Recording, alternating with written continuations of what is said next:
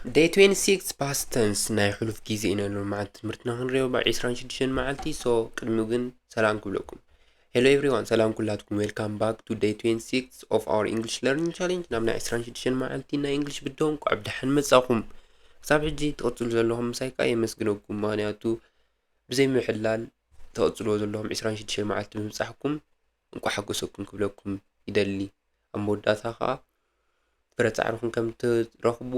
እርግጠኛ እየ ማለት እዩ So today we'll be learning about the past tense in English ሎማዓንቲ ከመይ ጌርና past tense ኣብ English ንጥቀመሉ ክንሪና This tense helps us describe action that have already happened ኣብ ሕሉፍ ዘጋጠመ ነገር ወይ ከዓ ኣብ ሕሉፍ ዘጋጠመና ነገር ንምግላጽ ኢና ንጥቀመሉ tense ወይ ከዓ እዚ tense ናይ ጊዜ ወይ ከዓ ናይ ሕሉፍ ጊዜ ማለት እዩ ሓደ ነገር ቅድሚ ሕጂ ዘጋጠመና ንምግላጽ ንጥቀመሉ ማለት እዩ So in this video we'll cover እንታይ ክንሪና ኣብዛ ቪድዮ እንተልና the simple past tense time ምዃኑ ክንሪና ብምቕጻል the past continuous tense ካ ክንሪና past continuous tense እንታይ ምዃኑ ኣብ መወዳእታ past perfect tense ክንሪና ማለት እዩ past perfect continuous tense ካ ከም መወዳእታ ተወሳኺ ማለት እዩ ስለዚ ድልዋት ተኾንኩም let's get start ንጀምር ማለት እዩ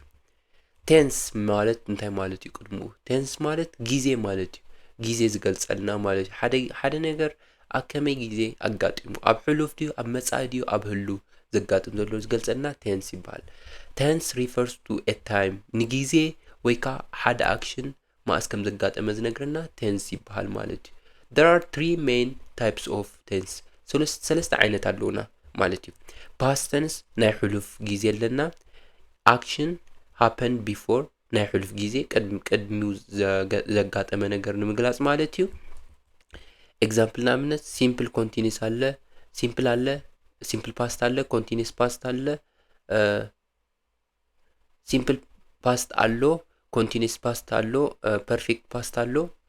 perfect continuous past ውን አሎ ማለት እዩ እዚኦም past tense ይባሃሉ ማለት እዩ በመቀጠል present ዝባሃል ካ present tense ዝባሃል ካ ናይ ሁሉ ጊዜ ማለት እዩ ናይ ሁሉ ጊዜ ዝገልጸልና ማለት እዩ action happen now ኣብዚ ሕጂ ጊዜ ዘጋጥመና ዘሎ ነገር ማለት እዩ ስለዚ ናብነት simple present tense አሎ continuous present tense አሎ perfect present tense አሎ perfect continuous አሎ ማለት እዩ ስለዚ እዚኦም ማለት ናይ መወዳእታ future tense ካ ናይ መጻኢ ጊዜ ዝነግረና ማለት እዩ action will happen in the future ወይ ከዓ መጻኢ ዘጋጥም ዝነግረና ማለት እዩ ናብነት ምንታይ አሎ simple features ዝባሃላሉ ናይ መጻኢ continuous feature ኣብ መጻኢ ኮይኑ ዝቕጽል ኣሎ perfect feature ዝባሃላሉ perfect continuous feature ዝባሃላሉ ማለት እዚኦም ክንሪና ሓደ በሓደ ክንሪኦም ኢና እዚኦም ማለት እዩ so ናይ መጀመርያ the simple past tense ኢና ክንሪ መጀመርያ ማለት እዩ so simple past tense እንታይ ማለት እዩ simple past tense ማለት the simple past tense describes action that happened and were completed in the past ሓደ ነገር ኣብ ሕሉፍ ዘጋጠመና ነገር ንምግላጽ ንጥቀመሉ simple past tense ይባሃል ማለት እዩ simple past tense ይባሃል so ሓደ ነገር ኣብ ሕሉፍ ዘጋጠመና ነገር ንምግላጽ simple past tense ንጥቀም ማለት እዩ ብዛዕባ ኣብ ዝሓለፈ ዝተፈጸመ ይገልጽ ማለት simple past tense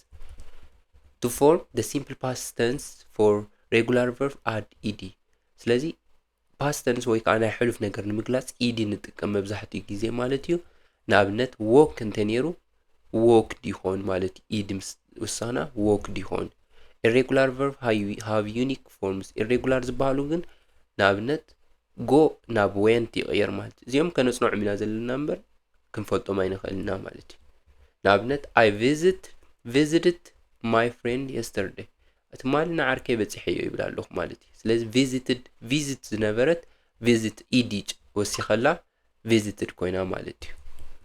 She ate dinner last night ንሳት ማለ ምሸት ድራር በሊዓ ስለዚ ate ትብል ዘላ eat ዝነበረት ናብ ate ተቐይራ ማለት እዩ ናይ ሕሉፍ ንሳ በሊዓ ንምባል ማለት እዩ past continuous tense ዝበሃል ከዓ past continuous describe that action were ongoing at a specific time in the past ኣብ ሕሉፍ ኮይኑ ንነዊሕ ጊዜ ዝጓዓዝ ዝነበረ ግን ከዓ መንጎ ዝተቋረፀ ነገር ንምግላጽ past continuous ንጥቀም ኣብ ሕሉፍ ኮይኑ ንነዊሕ ጊዜ ዝቐጸለ ማለት እዩ ሓደ ነገር ንኣብነት ፎርም ንምግባር ከዓ ንጥቀመሉ ነገር እንታይ was or were was ወይ ከዓ were ኢልና ሽዑ verb ending in ing verb ing ንውስኽ ማለት እዩ ንኣብነት ምስ ንርኢ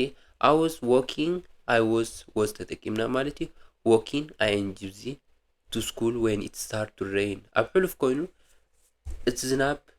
ክዘንብ ምስ ጀመረ ናብ ቤት ትምህርቲ እኸይድ ነይረ ዝናብ ክዘንብ ምስ ጀመረ ናብ ቤት ትምህርቲ እኸይድ ነይረ ይብል ኣሎ ስለዚ ኣብ ሕሉፍ ኮይኑ ግን ከዓ ንነዊሕ ግዜ ዝጋጠመ ነገር ንምግላጽ past continuous tense ተጠቂመ ማለት እዩ they were playing football ንሶም ኩዕሶ ይጻወቱ ነይሮም ስለዚ ኣብ ሕሉፍ እዩ ግን ከዓ ትምጽዋት ስለ ዝቕጽል ዝነበረ ክሳብ መጽናዕቲ ዝጅምር they were playing football while I was studying ኣነ እንዳጽናዕኩ ከለዉ ሶም ኩዕሶ ይጻወቱ ነይሮም ይብል ኣሎ ስለዚ እንታይ ይገልጽ ኣለኹ ሓደ ነገር ኣብ ሕሉፍ ነዊሕ ግዜ ዘጋጠመ ማለት እዩ ኣነ እንዳጽናዕኩ ንሶም ኩዕሶ ይጻወቱ ነይሮም ትምጽዋት ይቕጽል ነይሩ ግን ከዓ ኣብ ሕሉፍ እዩ ማለት እዩ ስለዚ እንታይ ዘርእየና እንተልና ሓደ ነገር ፕሮግረስ ዘሎ ነገር ምዃኑ ወይ ከዓ ንነዊሕ ግዜ ዝቐጸለ ከም ዝኾነ at a particular time ብዝተፈለየ ግዜ ማለት እዩ the past perfect tense ከምንታይ እንጥቀመሉ እንተልና past perfect tense ንምንታይ እንጥቀመሉ እንተልና the past perfect tense describe an action that was completely before another action in the past ኣብ ሕሉፍ ዘጋጠመ ሓደ ነገር ንምግላጽ ማለት እዩ ግን ከዓ ኣብ ሕሉፍ ዝተወድአ ማለት እዩ completed before another action in the past ቅድሚ ሓደ ነገር ምፍጻሙ ዝተወድአ ነገር ማለት እዩ ሓደ ነገር ኣብ ሕሉፍ ኣጋጢሙ እንተነይሩ ቅድሚኡ ዘጋጠመ ነገር past perfect tense ኢልና ንጽውዖ ማለት እዩ ኣብ ሕሉፍ ቅድሚ ሕሉፍ ዘጋጠመ ኣብ ሕሉፍ ኮይኑስ ቅድሚ ሕሉፍ ዘጋጠመ ነገር ንምግላጽ past perfect tense ንጥቀም ማለት እዩ እንታይ ንጥቀም had plus past participle ማለት እዩ had plus past participle ንጥቀም I had finished my homework ዕዮ ገዛይ ወዲአዮ ነይረ before the movie starts ስለዚ እታ ቅድሚታ ፊልም ውድኣ ይብላ ምጅማራ ይብላ ኣለኹ ስለዚ ቀዲማ ዝተጀመረት እታ ፊልም እያ I mean ቀዲሙ ዕዮ ገዝኡ ምውዳኡ እዩ ዝገልጸልና ዘሎ ማለት እዩ ድሓር እታ ፊልም ጀሚራ ማለት ስለዚ ቅድሚ እታ ፊልም ምጅማራ ዕዮ ገዝኡ ወዲኡ ስለዚ እታ ፊልም ኦሬዲ ተጀሚራ እያ ስለዚ ቅድሚ ሕሉፍ ዝነበረ ሕሉፍ ማለት እዩ ንምግላጽ past perfect tense ንጥቀም ቅድሚ እታ ፊልም ምጅማራ ዕዮ ገዛይ ወዲአዮ ነይረ ይብል ኣሎ ማለት እዩ she had left when I arrived at the party ንሳ ነበረትን ኣነ ብቲ ፓርቲ ክበጽሕ ከለኹ ስለዚ ቀዲሙ እሳ ከም ቅድሚ እሳ ምኻዳ ወይ ከዓ ካብቲ ፓርቲ ምውጻኣ ቀዲሙ ኣክሽን ዝተፈጸመ እዩ when I arrived at the party ድሓር ግን ንሳ ቀዲማ ወጽያ ማለት እዩ ሽዑ ምስ በጽሐው ግን ዘየላ ጸኒሓቶ ቀዲማ ስለ ዝወጸት ማለት እዩ ስለዚ ኣይና ይቀድም እሳ ምኻዳ ማለት እዩ ኣብቲ ፓርቲ ምስ በጽሐኩ ካብ ወጽያ ነይራ ማለት እዩ ኦሬዲ ወጽያ ነይራ ካብቲ ፓርቲ ማለት ኣይነበረትን past perfect continuous tense ከምንታይና እንጥቀመሉ እንተልና the past perfect continuous tense describes an action that was ongoing up until another action in the past ሓደ ነገር ክሳብ ሓደ ነገር ዘጋጥም ዝቕጽል ዝነበረ ኣብ ሕሉፍ ኮይኑ ሓደ ነገር ክሳብ ዝጋጥም ዝቕጽል ዝነበረ